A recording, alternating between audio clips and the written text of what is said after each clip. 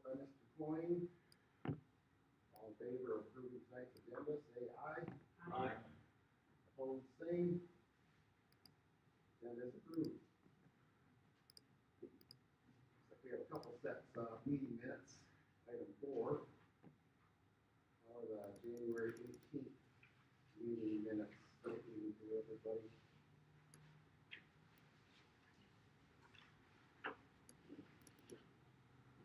I'll make a motion to approve February. Order. Motion by Coyne, support by Mr. Sweet. To approve the January 18th meeting minutes. All in favor, say aye. Aye. Opposed, the same. The minutes are approved. Move on to the February 15th meeting minutes. How do those look? Short. Motion to approve the February 15th minutes as presented.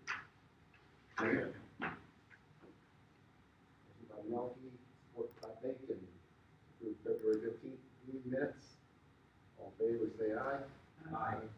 Opposed, the same. Meeting minutes are approved. Move on to agenda item number 5, presentations. The annual report from Mr. Jim McBride, President of the Middle Michigan Development Corporation. Thank you, Mr. Chair.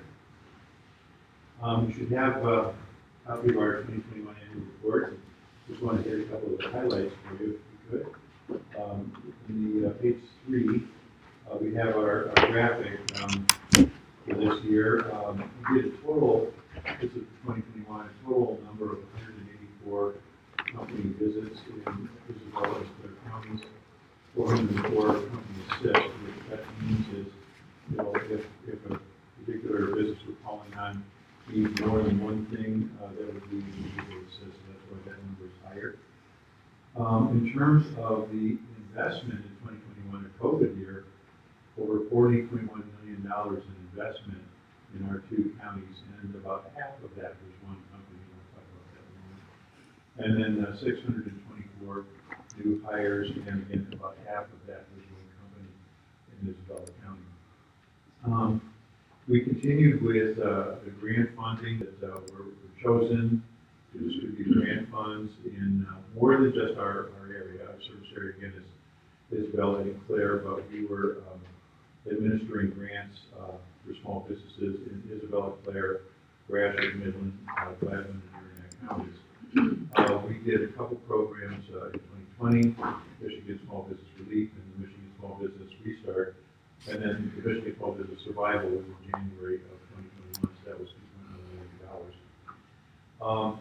We do advocate. I'm part of a group called Economic Development Leaders from Michigan, and one of the things that we noticed really about 2 years ago was that you know, the MEDC, the statewide organization, was having a rough time in the legislature. We managed 12 different organizations.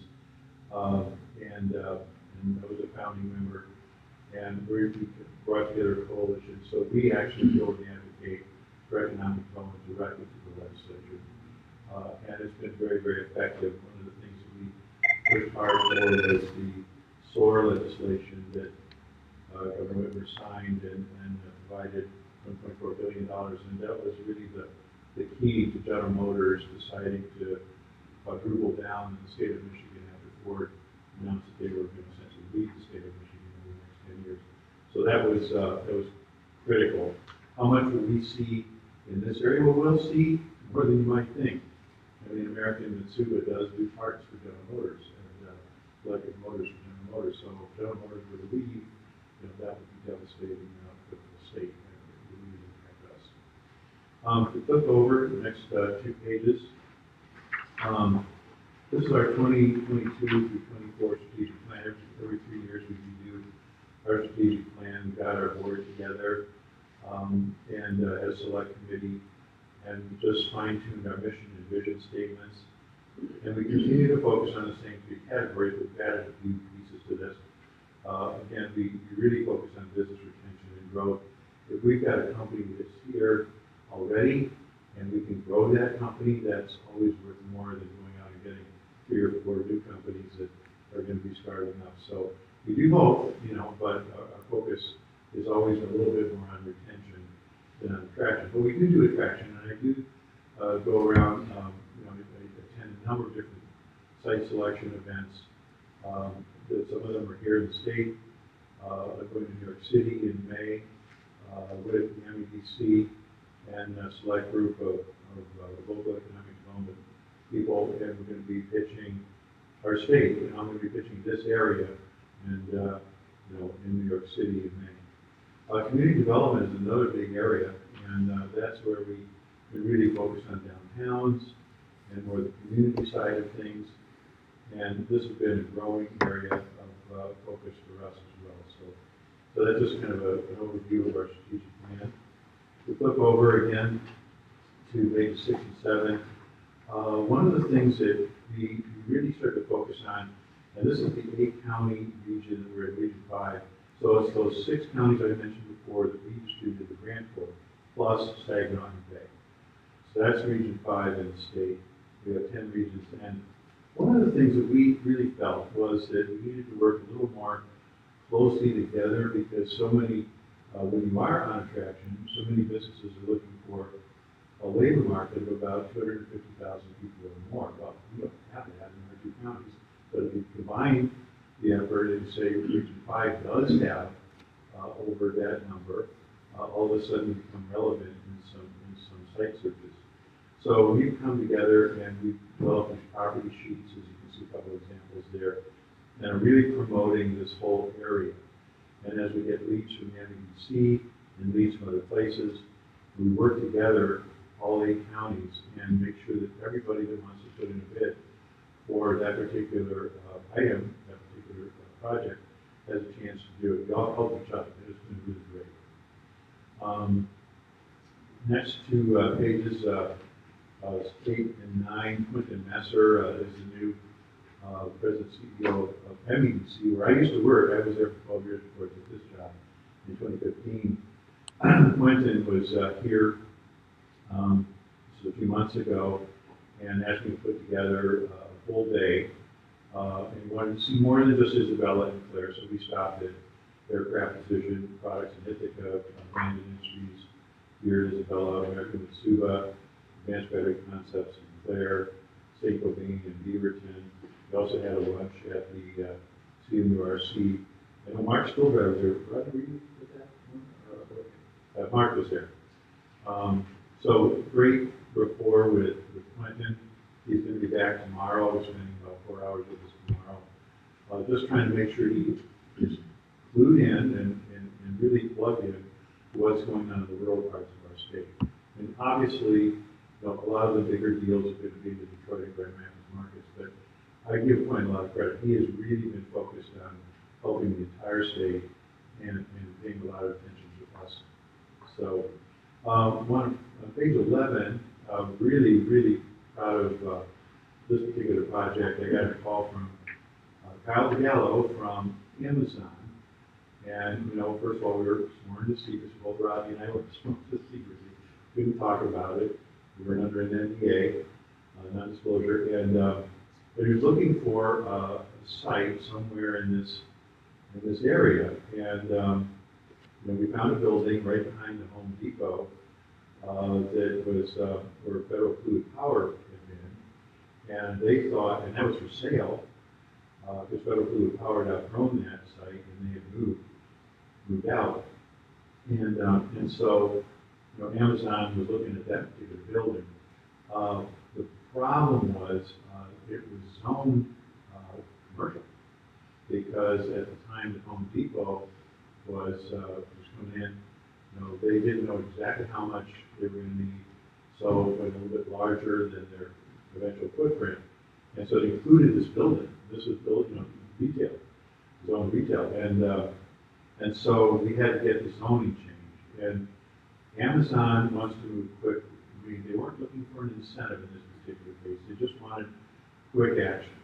And so we worked very hard, and we got this thing through very quickly, and they were pleased with that quick turnaround and made the commitment, and worked out all the details with the landlord, Brian Smith, and they're here now. 45 jobs. This is a last mile distribution center. So it's not a big distribution center, but it's the last mile. So in other words, the trucks come in at night, drop off all the stuff, it's going to be delivered the next day. Instead of turning it over to the post office or UPS, they use their own ground vans to distribute product. And it knocks about a day off. It makes about a day quicker by having their own distribution. So that's been great, and we're really pleased to have that here.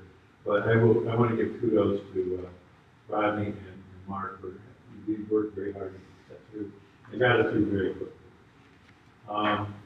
Okay, I mentioned a little bit earlier that when you go back to those numbers, we first talked about the investment and the job numbers. About half of that was one company in Bandit. Really took a different path, and I've been saying that the 5 biggest manufacturers in Isabella County, really all but 2 of them have been sold to someone else since I've been here in 2015, and one of them was sold twice. And whenever that happens, I get a little nervous because, especially if they're bought out by a company that's based in the southern states, there's always a danger that they're going to move operations out of the area. That's not happened with those 3, which is a good thing. But what I really like about Bandit is that they went employee-owned instead. And so they've gone, when I first came here in 2015, they were about 300 employees. They're up to 650 now, and they have over 100 open positions they would fill if they could find the people to fill those positions. So they have grown exponentially, and they are the largest manufacturer now of these large industrial wood chippers and whole tree chippers, and also whole house chippers that they use to demolish homes that have been condemned. So they're doing a great job, and so kudos to them, and they're continuing to grow. They're hoping to be at about 800 employees by the end of the year if they can find the people. So that's always been a challenge. Skip over a couple here.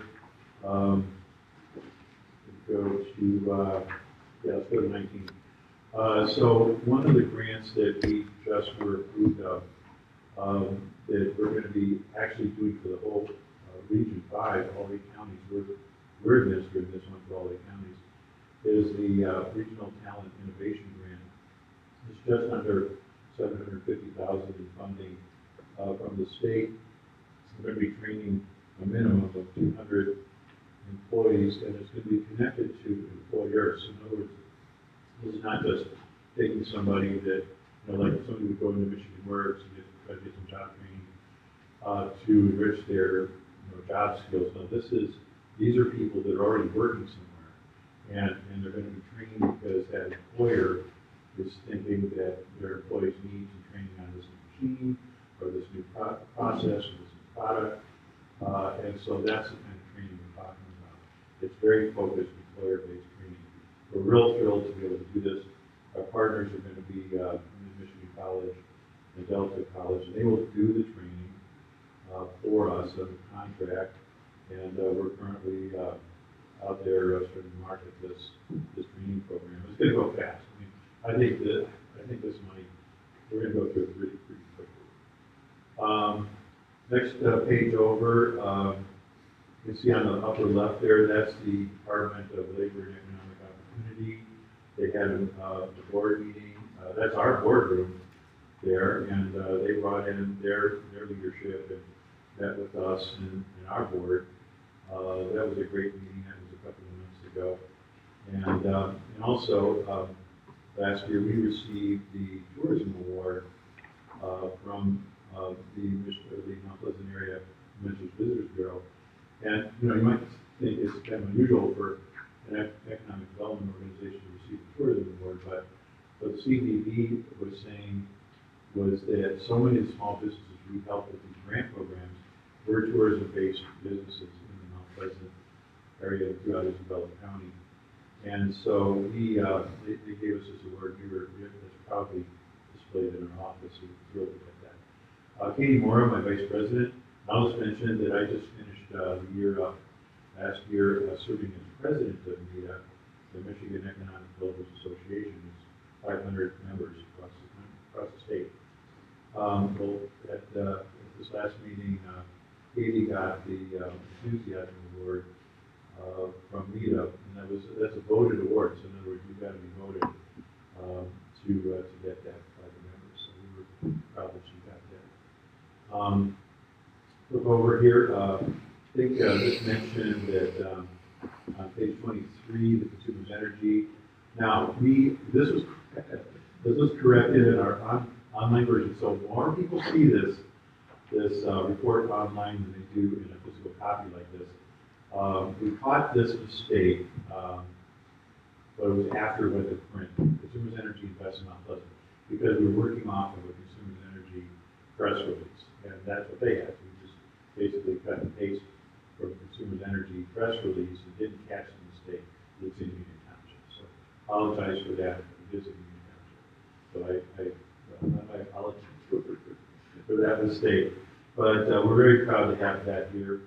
You know, and some of these other ones are just really capturing things in Bear County and Isabella County. And then a couple of quotes on page 24 to 25. The folks we work with, there's Chris Rowley, 25, and kind of the rationale why we got the annual award from them. And then if you look over one more, 26, 27.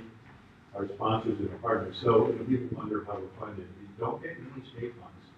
Now, if we're administering a grant, some of the grants have the small admin connected to it, but many of them don't. Match on Main, many of the grants we administer, we do it without any payback. Some of the grants we do, so we get a little bit of money, but it's only because we've earned it by administering the grant. So we get no direct money from the state. We're funded by the local companies and the local partners. And of course, Union Township is one of our partners.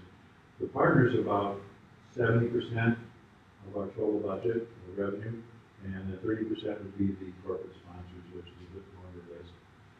So that's where our funding comes from, and that's the money that we depend on, and we are very grateful for the strong support we get every year from Union Township. You can see our board there, you can see a familiar face, Mark Stolzreyer, not only on our board, but he's on our executive committee now. And these are some of the other folks that you'll see there. Jerome Schmidt, president of the World Bank, is our chair. Rita Hatter Shipman, who is president, used to be Mid-Michigan Health, now it's Michigan Health. She runs 3 hospitals, Alma, president there, and she's our vice chair. So that's kind of my report. Any questions anybody has? I don't have a question, but I have a comment. Okay. I am very grateful as a small business owner that Middle Michigan and you, Jim McBride, have helped our businesses stay alive in very difficult times. And so it's humbling to me. And so I get an opportunity right now to thank your corporation for doing that for me. You're very welcome, and thank you, Shelley. We've been friends for a very long time. I know, a long time. We Well, worked we want to together. admit how long we do. Yeah, no, we don't. We worked together for a long, long time. Many, many years. Yeah. But I was so happy to be able to do that. Well, You know, I mean, it meant a lot to us when you have a period of time when you don't know how you're going to make payroll Yeah. in the next 2 weeks. Having some assistance has made a huge difference, and I mean, I feel that it's been able to keep us alive. So hopefully that doesn't happen to us again. But we've managed to make it through, and we didn't have to close any of our businesses down permanently. So thank you. Thank you. So, I think Ms. McBride presented to the Board of Trustees about a month ago. Yeah. And you had mentioned, and maybe I missed it this time, but you had mentioned the Board of Trustees at the Amazon Distribution Center also had room for growth. They Yes. expand that. Good point. Yes, they do. What they do is they, they'll start in a community with the National Distribution Center. But one of the important pieces about that particular property is they have quite a bit of room in the back of there to expand that building. They also expand closer to the road too, where the offices are. So there's a lot of room for expansion, and that was one of the reasons they liked it, because, you know, they would see this as a real opportunity for future expansion. So we love that. So, I didn't pick up on this last time, actually. Middle Michigan College, community college, the voters brought the district here to just by Harrison. Do you think that's going to have an impact locally on being able to provide access to less expensive education or training? 100%. So it's been good. Yeah, we supported that effort, and you know, we think that it was overdue. You know, what really is bad, I might say so, bad about the way we did it here in Michigan is, you know, individual community colleges, you know, were created, and it was based on property tax revenue, and wherever they get a pass, they passed it. But about half the state is not covered by a community college. As you move further north, it gets worse. Whole counties are not covered by a community college. Whereas in other states, Iowa's a good example, it was all done regionally, and so every community college is a region, and every part of that state is covered by a community college, and the funding follows that. So we did it the other way, and you know, so it's always great if you can get more territory covered, you know, through millage, because it makes the cost of going to school much less expensive if you're in that district. So we were all for it, you know, and we're hoping that because the Mount Pleasant School District, which includes all of Sanford, we're hoping that other parts of the county will take notice of that, and you know, there'll be other opportunities to improve that in other places. But this school district was the big one for mid, and it was really helpful for them to get that passed. And I asked you a question also at that last meeting, and I have to ask it again because I love your response so much. But I had asked, as a township, the board of trustees continually looks at what we're doing and what roadblocks are in the way of kind of development we want to see in our community. And this body's primary purpose is just that. So my question last time, and I'll just ask again now, is what roadblocks do we put in our township that get in the way of, or what are the primary roadblocks that get in the way of positive development? Well, I think, you know, and I'll give you the same answer I gave that night. You know, take a look at your zoning. Like the story with Amazon. You know, it was zoned commercial, but it was really an industrial area.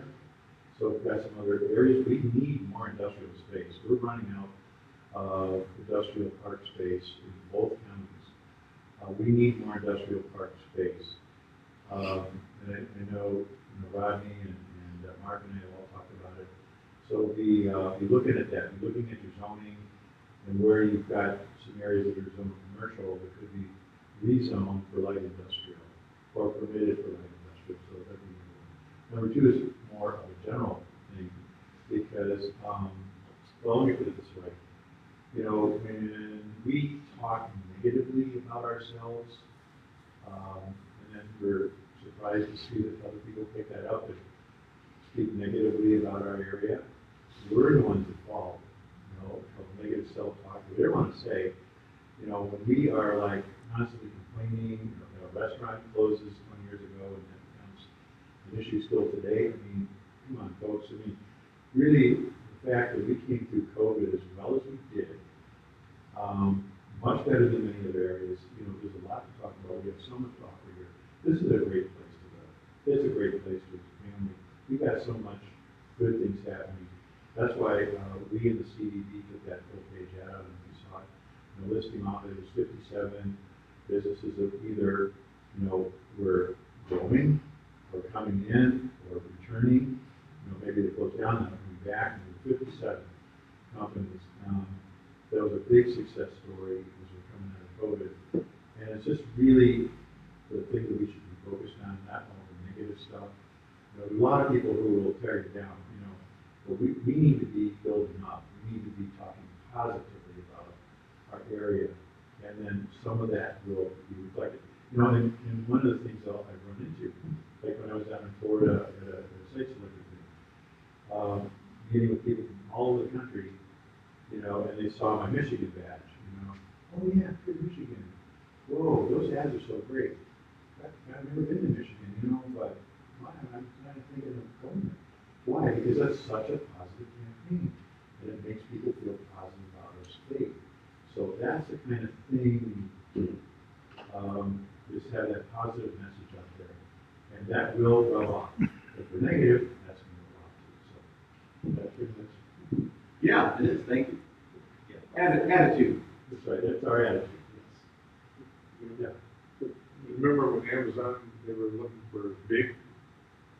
Did they ever go around here big? They never look they never look for a really big, no. Michigan, for had HQ too. Now Indianapolis was kind of late into that game, went down to the Virginia area. But we were never considered for that. But these middle-sized distribution centers and these smaller ones that we got, that's where I think. Well, we talked. Yeah. Was that, oh, that was somebody else when we were? Oh, yeah, that was somebody else. Oh, Yes. okay. That was a different, yes, that's right.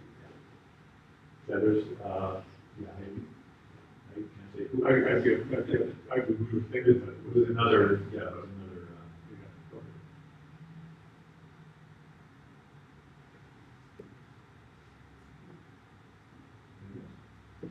thank you so much.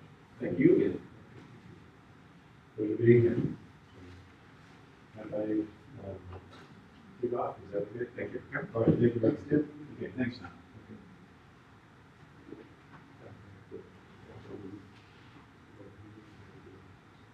Okay.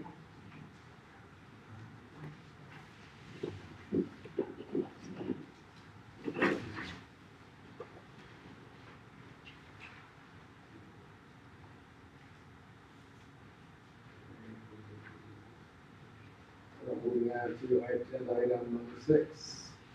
Public comment. So, Danny back behind us? No.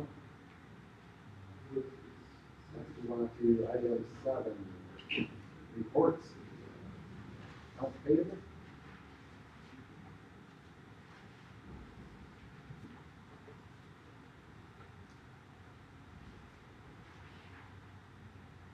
Good evening, everyone. I'm going to start with the accounts payable for the East EDA. And I should mention that I'm going to go over the checks that were issued for February that were not approved last month due to lack of quorum. I'm also going to go over the checks that were issued for March.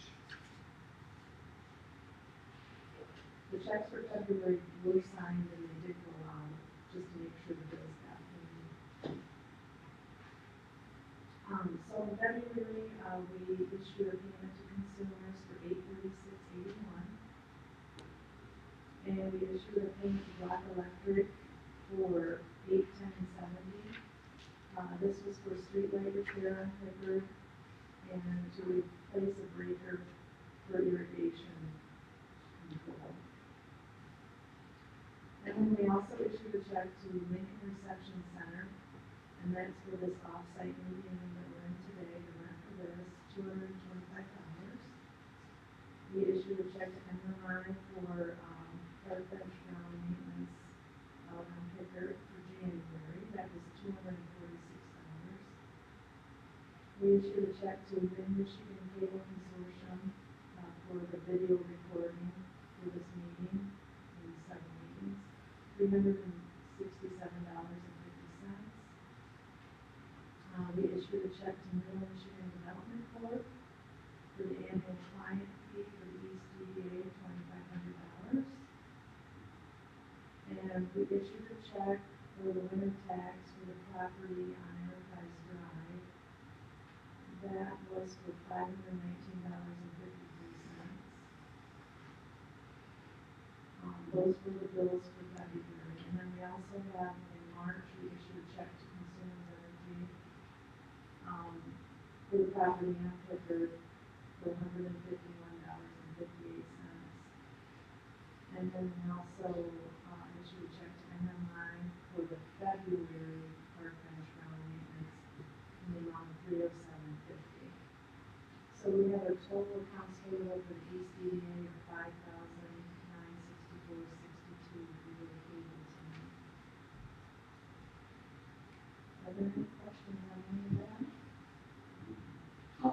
On the Enterprise Drive, that's that property on Pickard, right? That we purchased with, where the pump station is. So the township's not exempt then from the taxes on that? Not this year. Because we only have possession of it through part of the time? Right, it's as of, the possession as of December 31st. It will be exempt. Right. Oh, I was just kind of curious why. Thought you said, because I asked that the last meeting or 2 meetings ago, but you said because of the EDA owns it, we're not exempt, it will be exempt property that's on going forward. No, it will be exempt, I just spoke on that part, but it's not exempt for the reason Sherry said. Because we owned it, last year, I made that, as Sherry said, December 31st each year.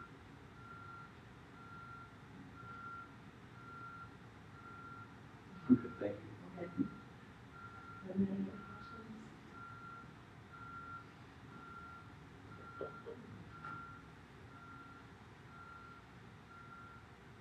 I need a motion to approve. Anybody?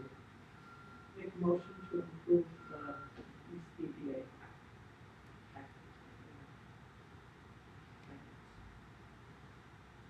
Support. No support. Motion by Hunter, support by Melky. To approve these DDA tables. All in favor, say aye. Aye. Opposed, the same.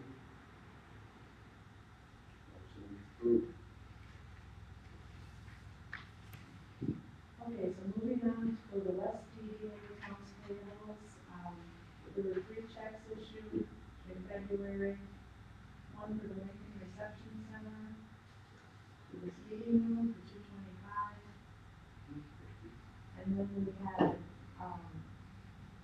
had payment to Mid-Michigan Cable Consortium for the video recording contract, that's for $367.50. And then we had a payment to Middle Michigan Development Board for the annual client fee of $2,500. So we had a total accounts payable for the West DDA in the amount of $3,092.50. Are there any questions about that?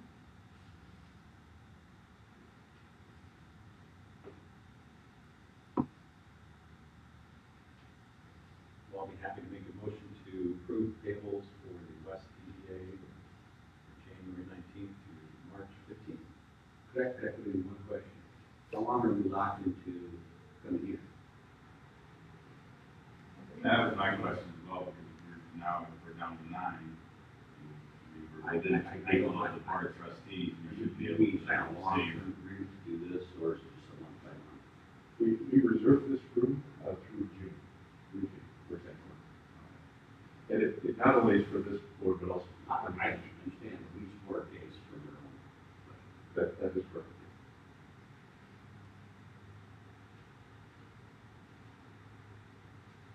And then we just payment for $225, that wasn't just for 1 month, that was for the whole 3 months. contract. It actually covers 3.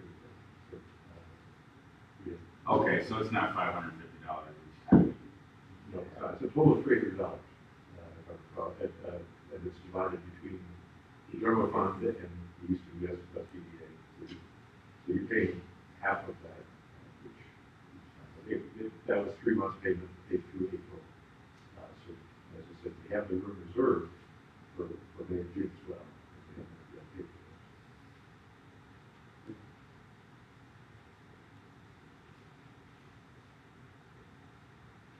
Motion by Melky, Support. Support. Support by Bacon. Approve the West EDA checking account payables. All in favor, say aye. Aye. Opposed, the same. Payables are approved. Thank you. Okay, so moving on to financials for the East EDA, and look at the revenue and expenditure report first. We're early in the fiscal year, so we don't have a lot of activity yet. But we do have revenues here of $430, that's for interest earned. And then for expenditures, we have a little under $12,000, $11,967.88.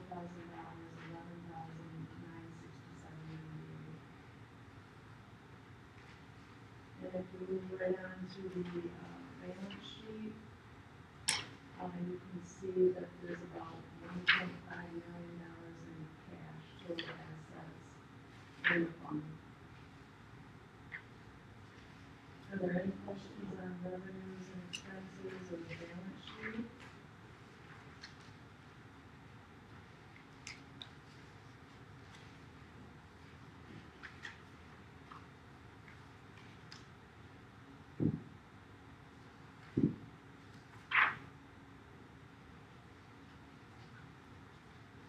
Now, move on to the the financials for the West EDA.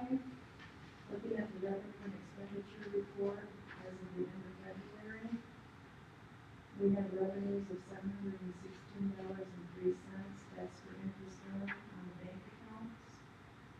And then for expenditures, we have $3,192.50 posted. And then looking at the balance sheet, for assets, we have just under 1.5 million in assets in form of cash. Are there any questions in the West EDA?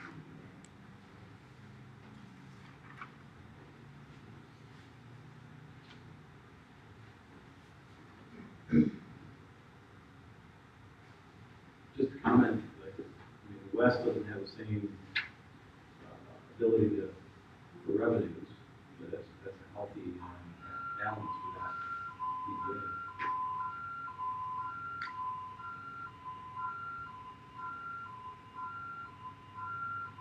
Yes, they're both healthy, both the East and West are healthy finances.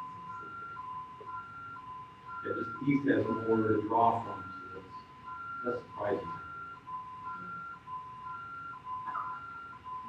We don't have any evacuator.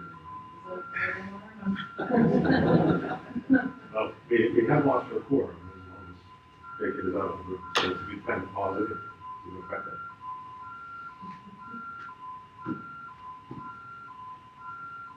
He left and we want to. That's something we don't.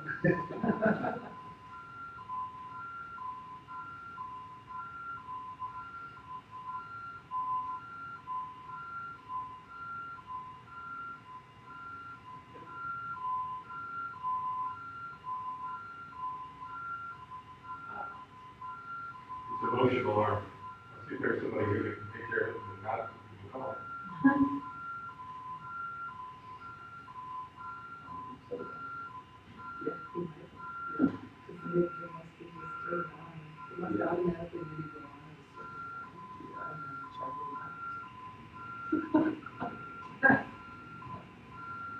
Set off the alarm? Yeah, I think so.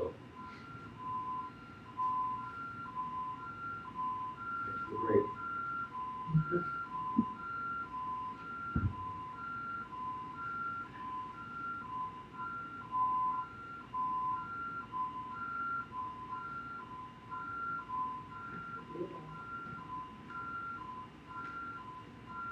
Good job.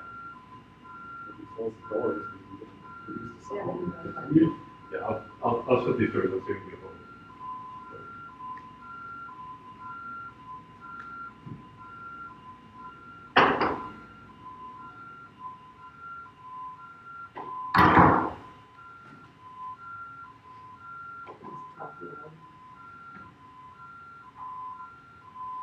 Paul.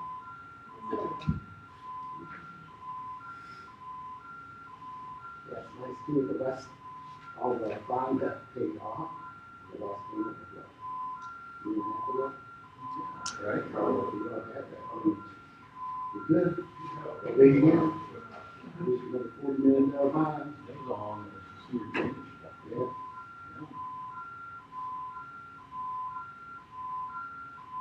When are they starting that road project?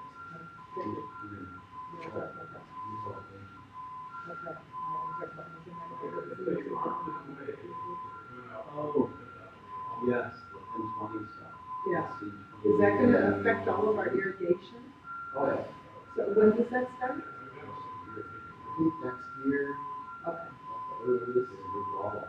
okay, because we would want to plant in photos starting this year. On a negotiated ability to keep our lights, but the irrigation is That'd going be, to be. that's gonna be expensive irrigation. Yeah. It's a lot of money.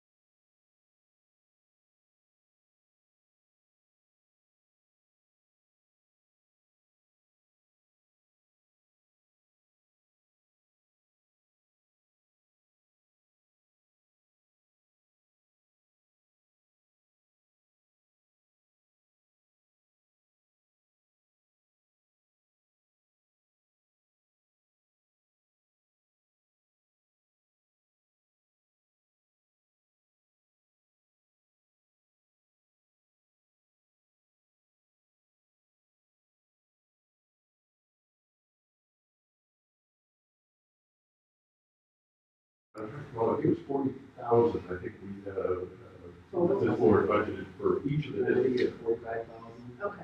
Yes, and that's in each district, so really it's 40,000. Yes, that will. Go look around and see who needs this. Probably some businesses.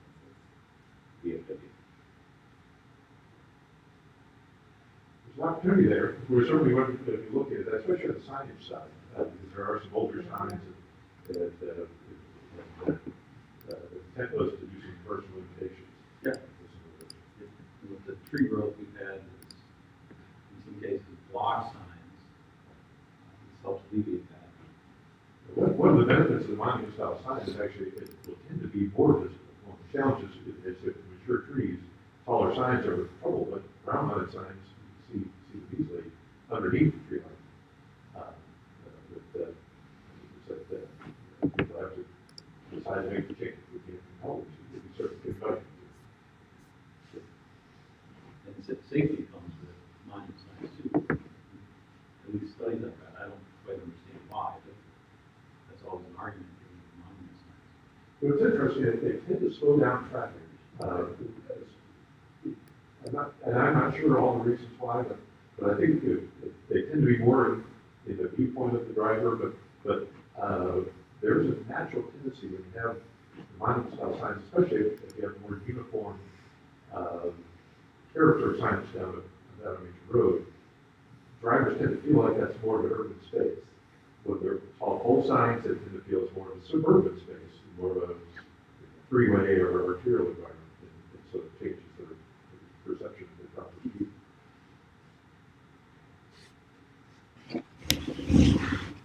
But I was not part of the discussion before. Is this an administrative process in approving these, or is this something that comes before this board? Well, the applications will be coming to the EDA. Any funding action will be by the board.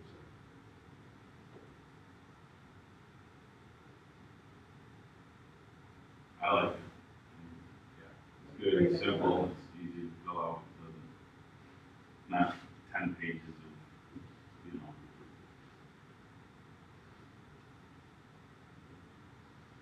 Yeah, we want to encourage these things, not get in the way of them. So this one, it was intended that so to get the word out, that people apply. As they apply, they will be coming to you. If we find we're getting a lot of applications, we may look at setting something up a different way, have a review process, some ranking. That'd be for the first, certainly this first go around. Just want to throw that in the word. Do we want to do a motion to approve this application form? We don't need a formal action on it, just, it was really just for discussion, and if you saw anything that you thought needed to be adjusted or changed, we can. But we have the funding is approved, and we discussed the details of this previously, so we'll plan on, if it sounds like everybody's comfortable with it, we'll plan on moving forward, like a press release and Let get the word. record show the board's favorable on the application and moving this program forward. Thank you.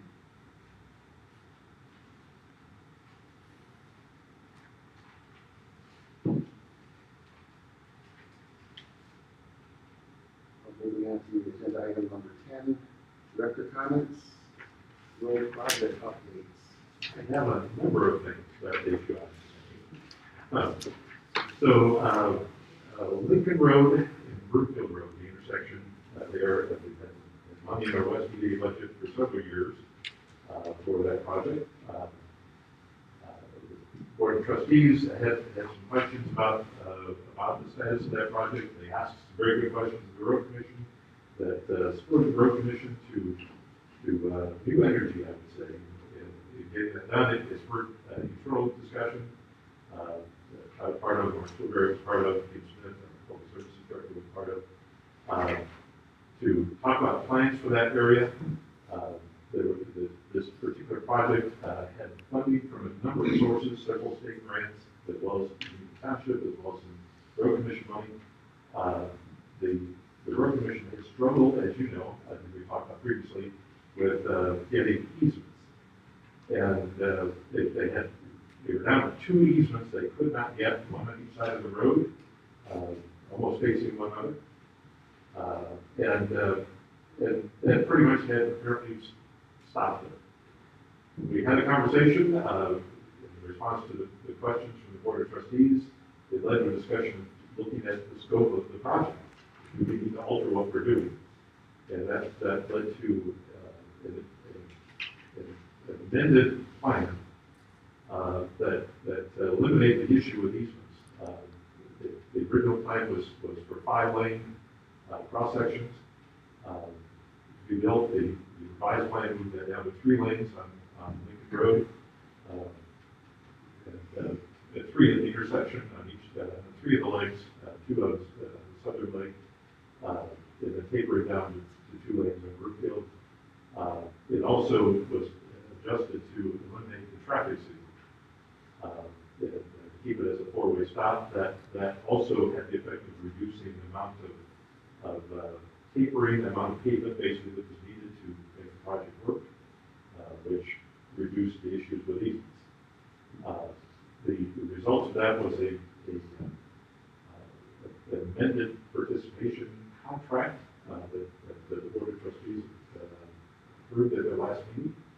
One of the issues is that in the intervening years, the costs have gone up significantly. So there was a hole in that budget, even with the reduced scope. But the Board of Trustees approved a participation contract for that. We will be bringing a proposal to you at your April meeting related to this, to ask you to consider making an adjustment to the amount of money the West EDA will be putting into the project. I have more details for that for you in April, but instead we'll be coming to you with that directly related to that project. The Road Commission is committed to getting this project underway this year. They have some of the state money has expiration dates on it that are coming up. So it does look like at this point we are going to have CV improvements down there. Stretch of road basically south of the Chippewa River, down to Brookfield and through the intersection. But like I said, a little bit different scope. The project still does include the drainage improvements, the stormwater management improvements. So quite extensive, fairly big project is the drainage.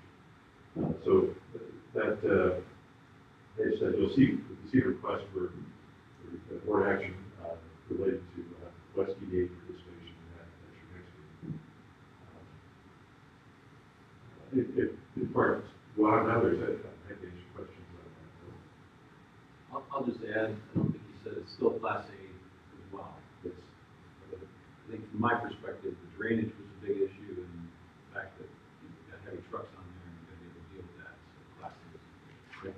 Yes, thank you very much. Is there a bike lane there also? That's a great question. I didn't mention that one either. I appreciate you.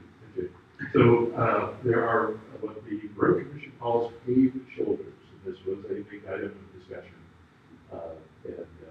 There will be paved shoulders 4 to 5 feet wide on each side through the whole scope, except this basically south of the more rural stretch of Lincoln, south of Can I add to that? So on the paved shoulders, because of some lost grants from last year and the increased costs, the Road Commission is still putting in more money, but one of the other things they pulled from their participation was the wide shoulders. And so the Board of Trustees said, no, that's important. In fact, everyone that came to our meeting to speak about it in public, with the exception of one, spoke about the need for those wide shoulders for non-motorized safety. I agree. And so the Board of Trustees decided that it was worth the additional cost to put in that safety shoulder. Probably quite a bit. Yeah, wide shoulders for the parking. No problem. Right. It's great that it's happening, and I'm excited about it. It's unfortunate it's taking this long. But I think we get this project underway and going, and then we need to attack the next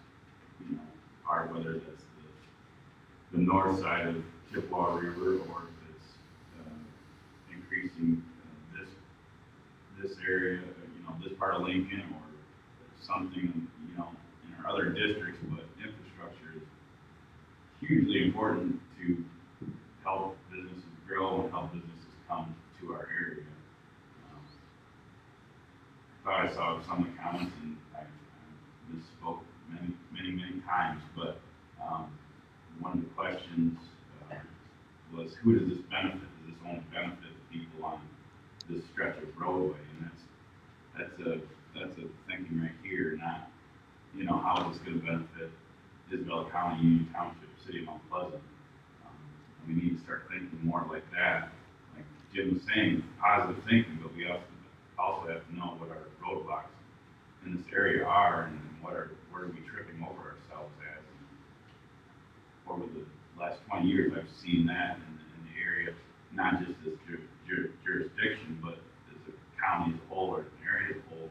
We only look at, this only affects X, Y, Z people, and we shouldn't do that, or we shouldn't invest in that. But we need to continue to invest past, walking past roads, water lines, sewer lines, and then maintaining them. There's no secret, we don't have great infrastructure in Isabella County. You go to surrounding areas, there's a much greater investment, at least the eye test. So we need to, as a board, I think that's one of our bigger things that we can start concentrating on that.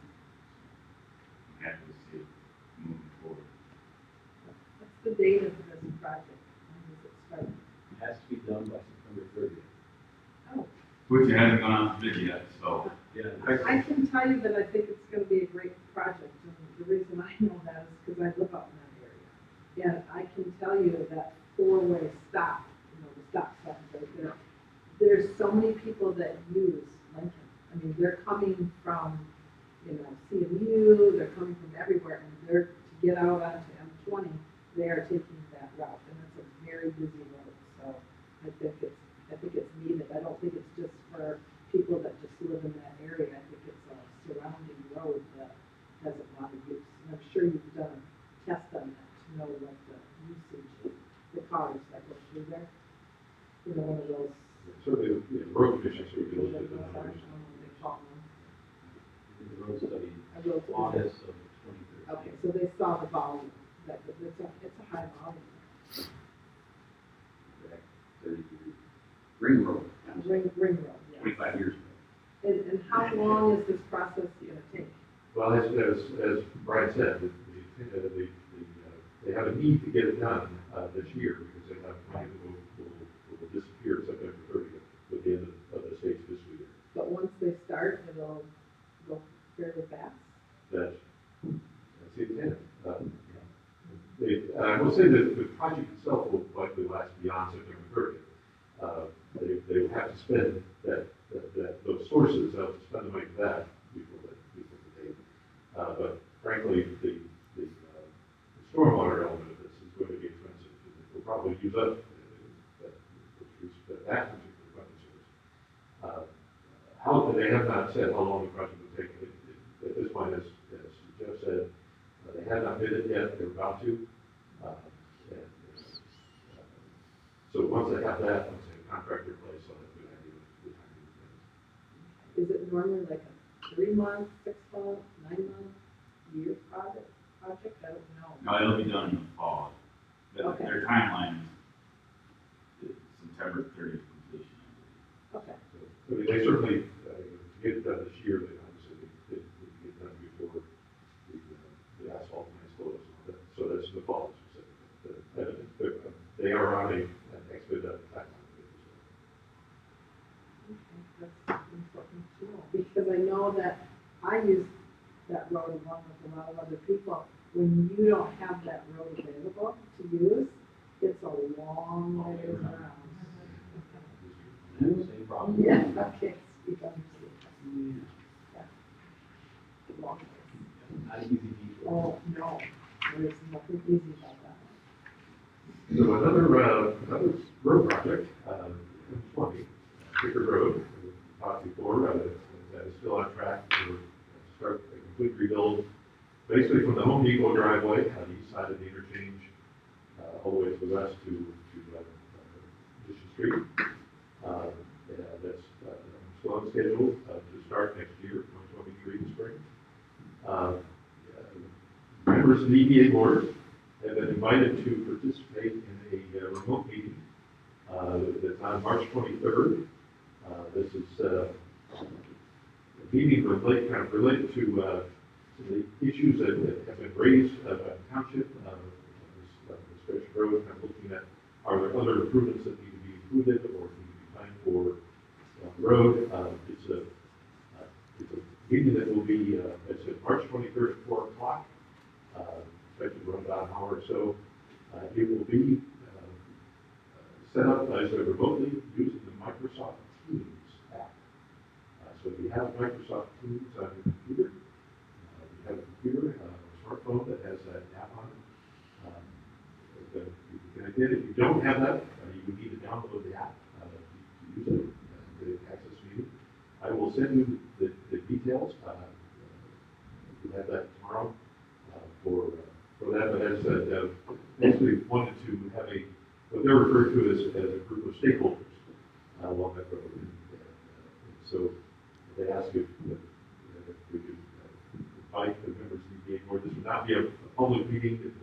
Decision-making coming in as individuals, but they just like to have a broader perspective. And any thoughts that you may have that come up during that discussion or concerns that you have that aren't whatever.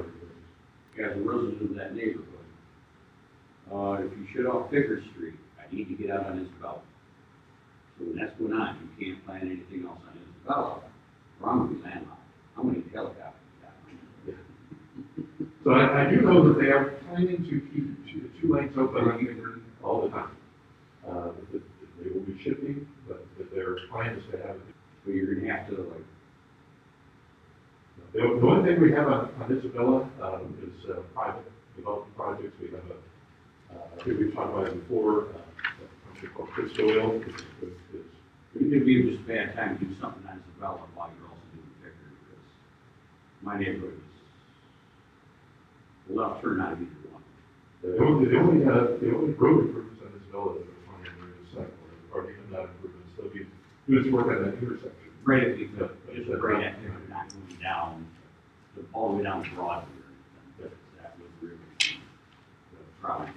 They're not, I recall the plans are not even getting more than about halfway down the Burger King lot.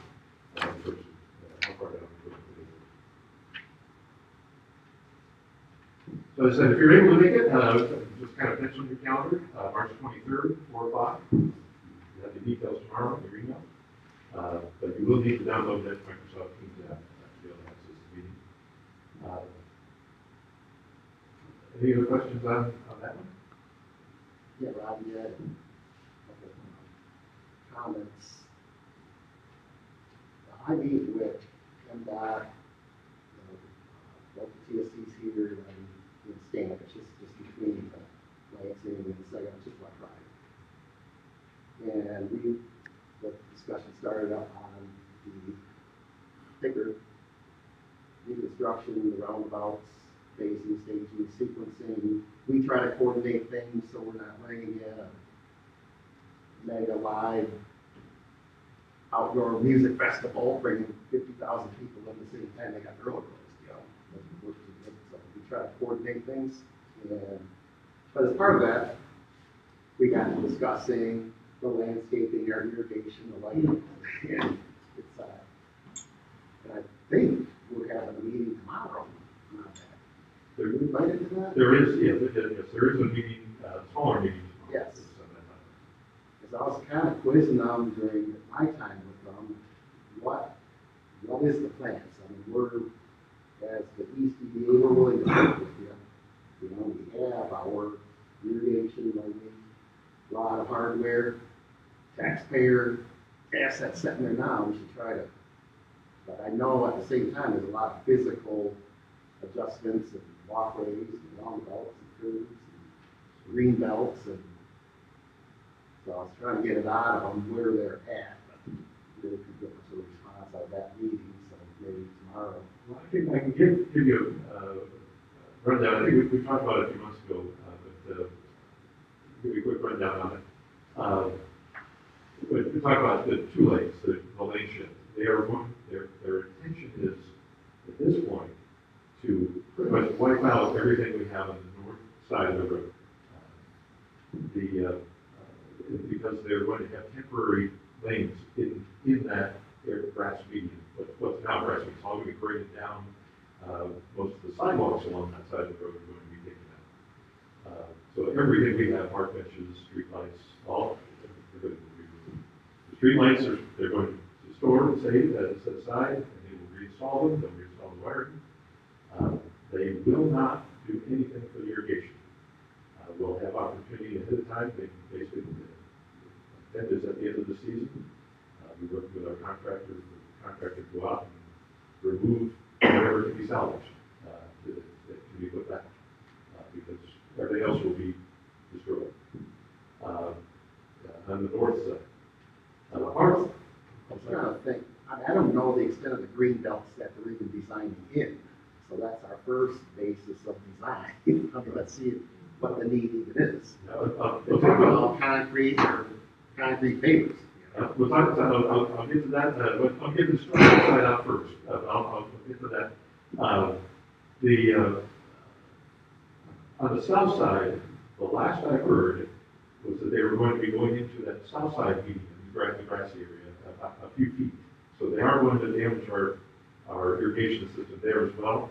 But the last I heard was that they were only going to need going a few feet. That's basically to deal with removing the curbing and putting in new under drains and putting it back. That's subject to change. I'm expecting by the time the plans finalized, they're going to be going further into it. But that's what they said at this point. They were not going to be removing streetlights on that side last I heard. But our irrigation system largely is going to be like that. It need to be replaced if we're going to use it. In terms of the end product, the road actually is going to essentially be the same cross section. So they're not going further into the now it's grassy margins than they are now. Essentially putting back basically the same cross section. The only change to that is in the interchange area where they are doing the roundabouts. The roundabouts are going to be offset somewhat to make it allow everything to work. So they're tending to be offset to the north. So, for example, on the northwest corner of the interchange, there's a little garden area there that would be right now the part of this project. Our gateway banners, though, will not be disturbed by the project.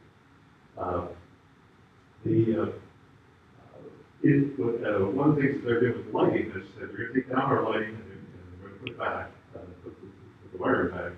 They are also putting in new lighting around the roundabouts. That's one of the requirements of the roundabouts, is they're all very well lit. Their initial plan was to use more industrial style fixtures.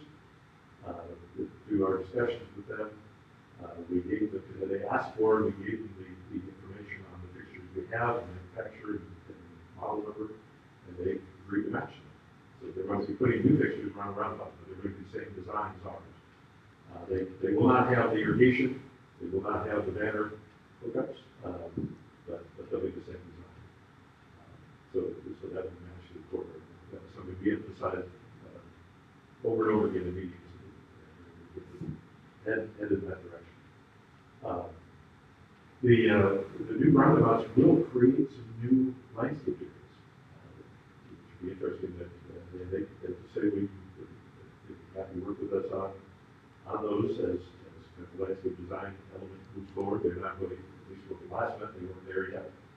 But we will have some additional green space that will be created because the roundabouts will be offset and shape and such. Create some opportunities for some additional flowers or other things we might want to do that they might right away build out there. So in the roundabouts, that landscape the area you're talking about, that's public land, so public entity has to take care of that, maintain that. How much does NDOT put into that, or is that gonna fall all on the township? So, and that, where they've done these projects, they maintain the areas within the right of way. In most cases, those are places that don't have an EDA district. And of course, they maintain it at a minimum level, they go every so often. So, this would be an area that likely we would be maintaining as part of what we already do.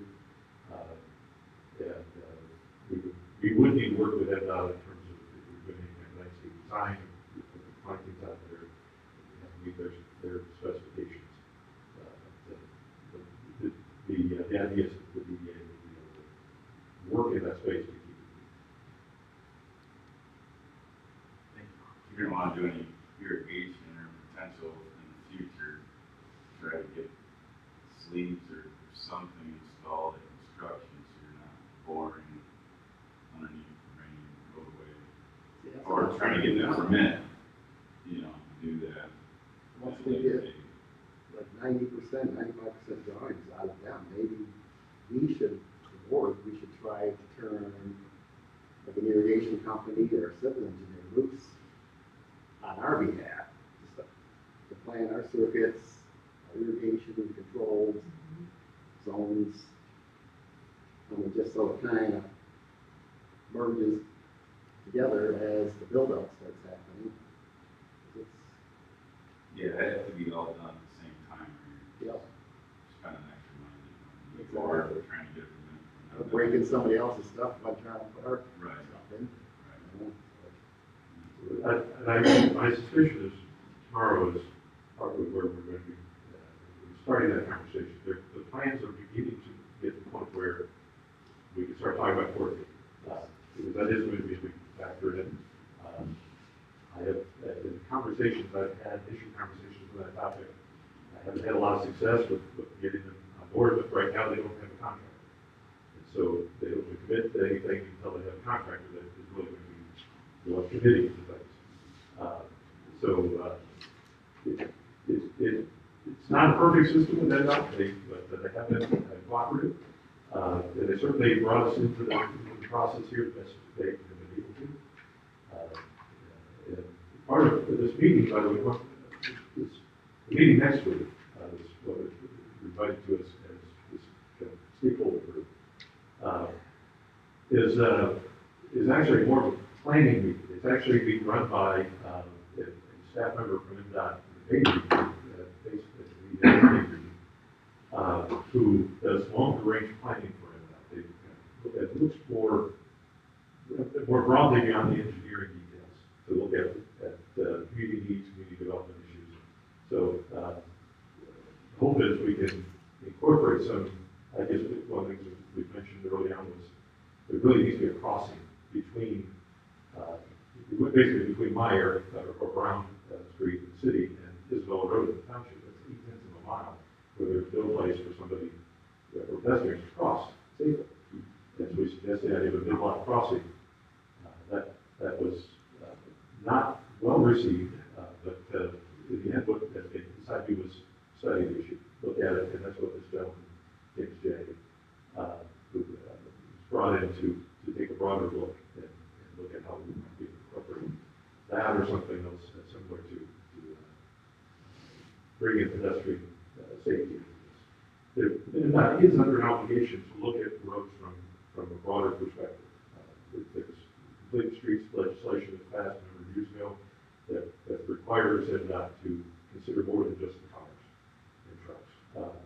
And so that's essentially where this meeting next week is aimed at, is a little more of that topic. Certainly cars and trucks are an important consideration, but we hope that we can move them in a more pedestrian-oriented direction.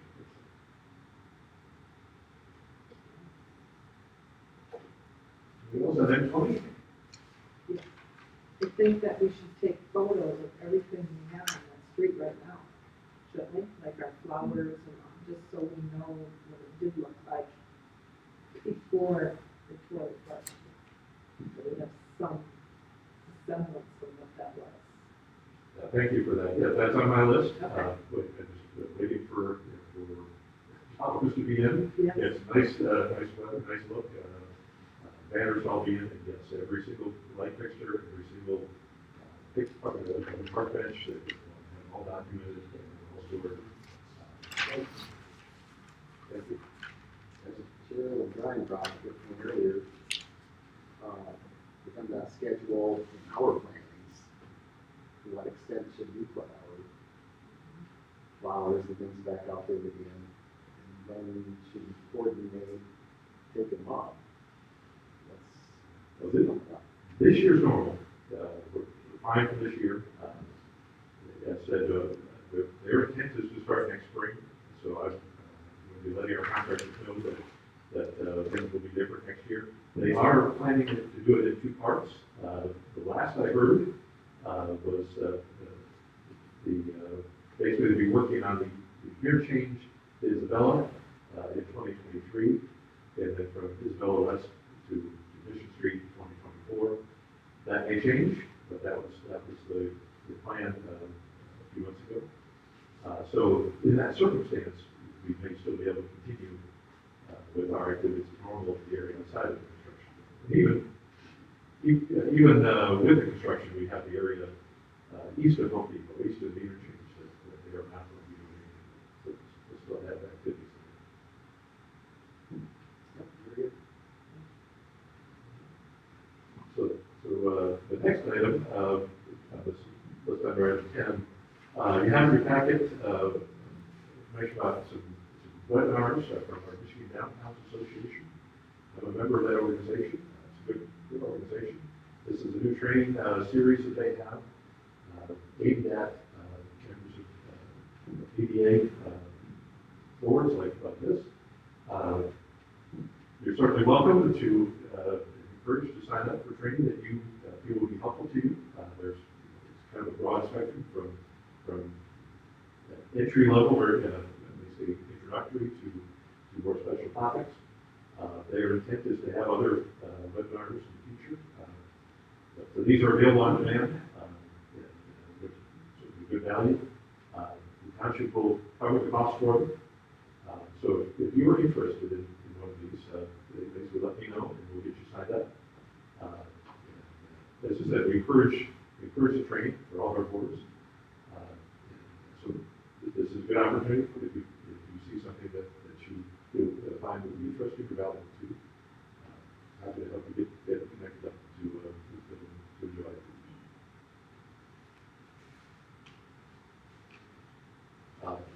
The last item I have on my list here, not on the agenda, I just want to mention it, and that is the building 5800 East Victor we discussed earlier in the financial reports.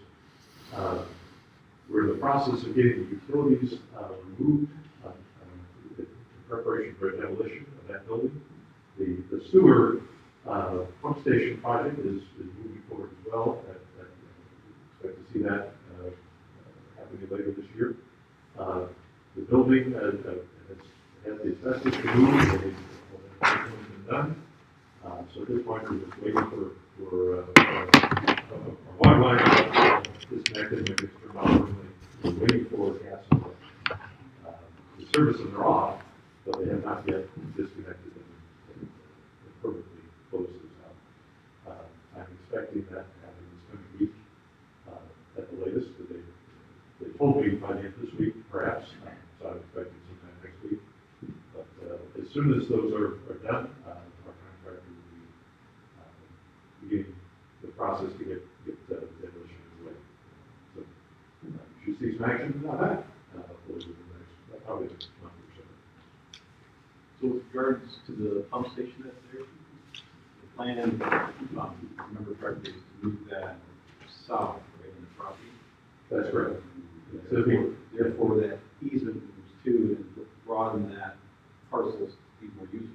That is correct. Yeah. So in fact, that's one of the details that I've been discussing with the project engineer.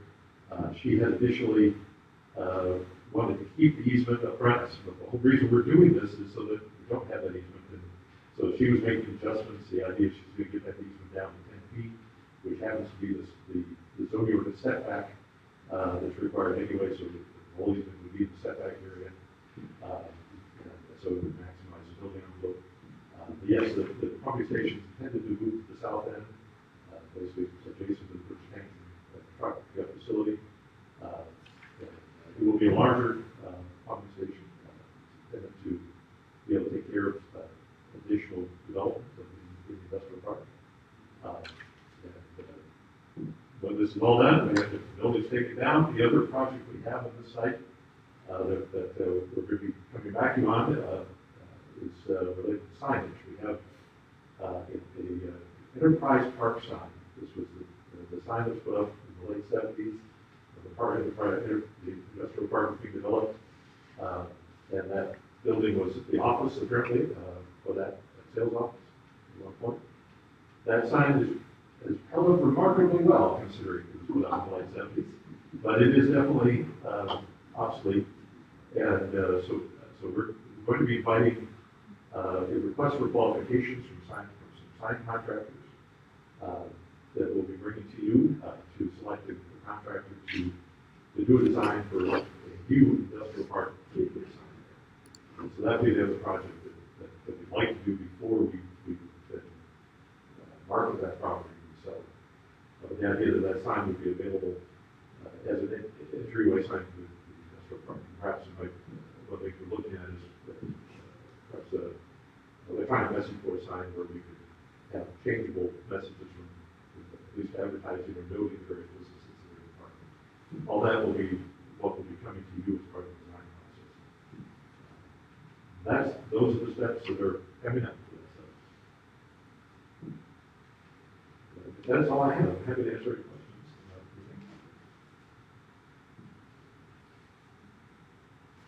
I think we asked them as we went.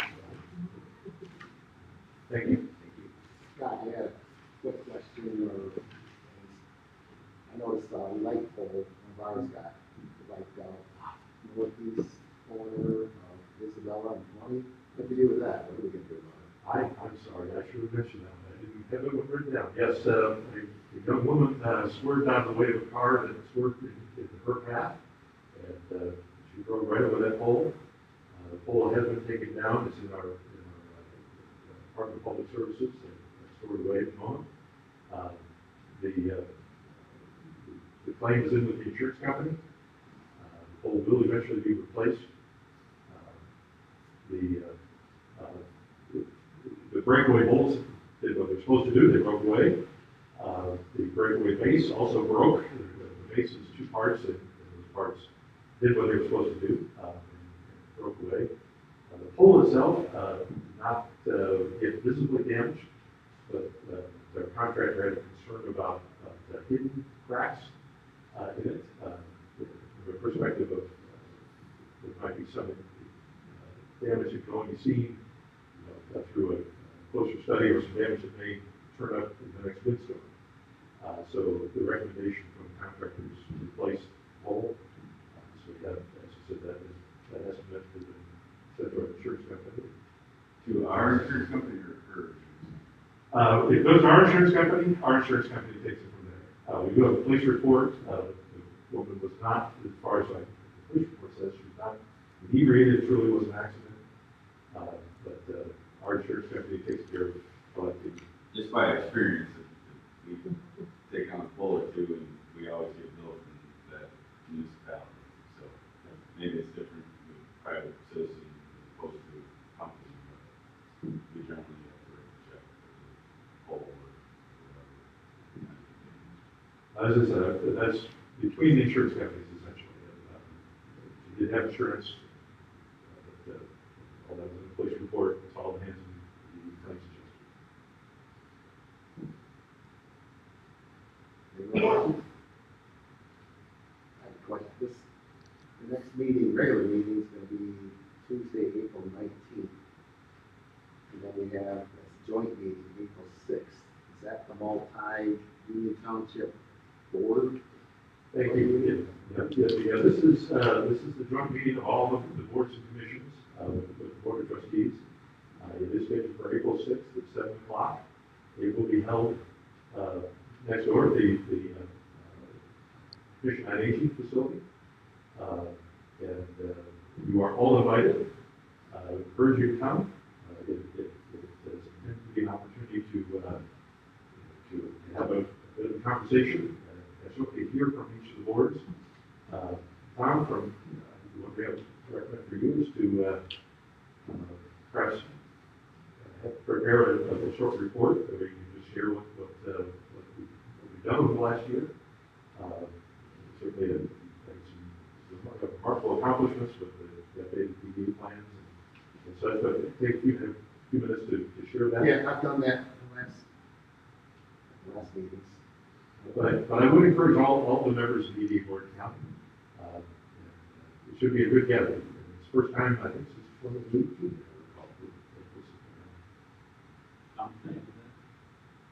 So we've typically done this pre-pandemic at least. We did it late in the year, typically August. And this last year, the board of trustees decided that as we were beginning our budget process, we really wanted input from the other boards.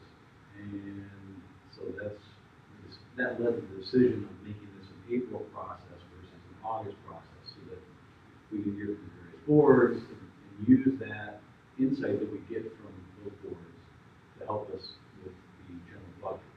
Does that make sense? Yeah. I used to just go and read off our project list, so that's already put together.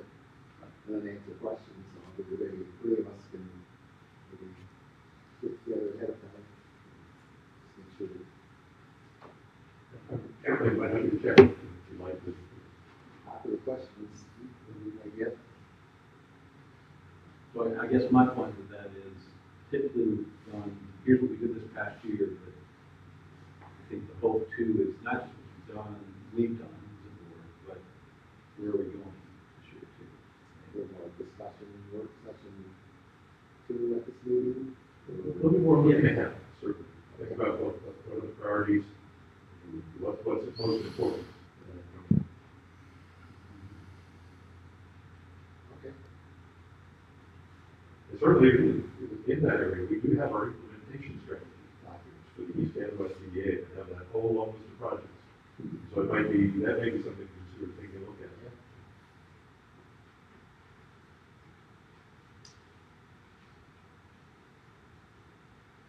Any more questions or comments tonight? Or Rodney or anybody? Well, just one. I can be at the April 19th meeting, but I can't be at the April 6th meeting. Is that going to be a problem? It's not required to have. No, the April 6th, that's not even a meeting, it's just, Okay, I can be at April 19th, April 6th. No quorum, no voting on anything, just Okay. information. All right.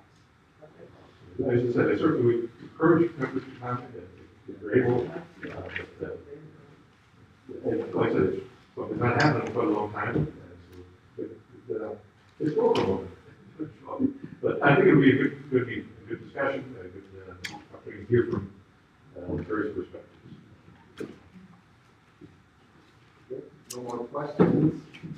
Call this meeting adjourned at 6:13. And we'll see everybody April 19th. Thank you.